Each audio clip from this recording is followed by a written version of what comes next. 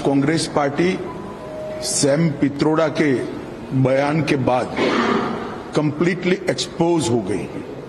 सबसे पहले घोषणा पत्र में सर्वे, मनमोहन सिंह का पुराना बयान जो कांग्रेस की लेगेसी है कि हम देश के संसाधन पर सबसे पहला अधिकार माइनॉरिटीज का मानते हैं, और अब इनके मैनिफेस्टो बनाने में जिनकी अहम भूमिका है वो सैम पित्रोड़ा का बयान कि संपत्ति के बंटवारे पर विचार होना चाहिए।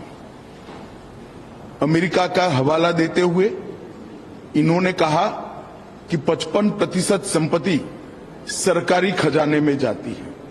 अब जब प्रधानमंत्री जी ने ये मुद्दा उठाया, राहुल गांधी, सोनिया गांधी और पूरी कांग्रेस बैकफुट पर आई कि हमारा मकसद ये नहीं है।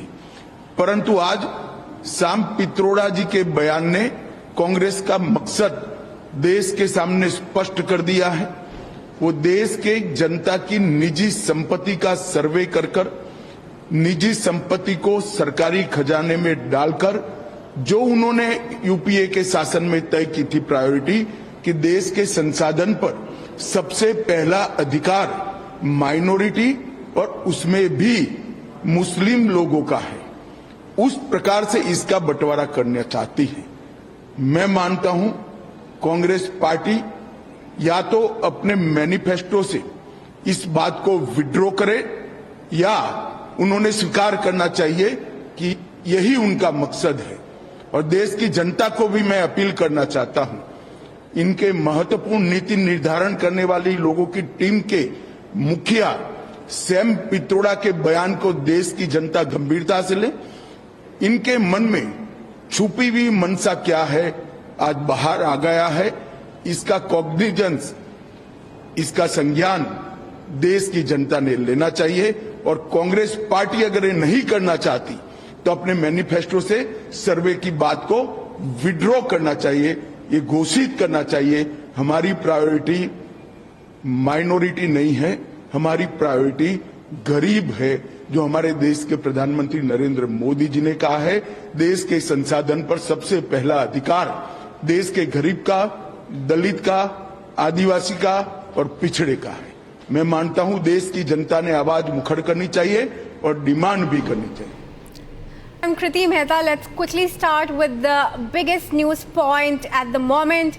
Now, in the latest development, Rahul Gandhi's close aide has stoked a fresh controversy, saying that one must leave their wealth for the people, not all of it, but half of it. Now, is this a bit to suggest that income tax rates can go up to 50%?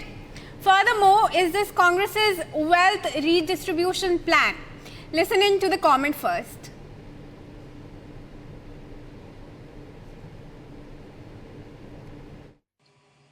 So if, let's say, one has $100 million worth of wealth, and when he dies, he can only transfer probably 45% to his children. 55% is grabbed by government. Now, that's an interesting law. It says, you in your generation made wealth. You are leaving now. You must leave your wealth for public. Not all of it, half of it. So if, let's say, one has $100 million worth of wealth, and when he dies, he can only transfer probably 45% to his children. 55% is grabbed by government. Now, that's an interesting law. It says, you in your generation made wealth. You are leaving now. You must leave your wealth for public. Not all of it, half of it. All right, there you heard Sam Pitroda of the Congress viewers. Now heading out, Home Minister Amit Shah has launched a scathing attack. He said that the Congress has decided to destroy India. Listen in to this scathing attack by the Union Home Minister on Congress.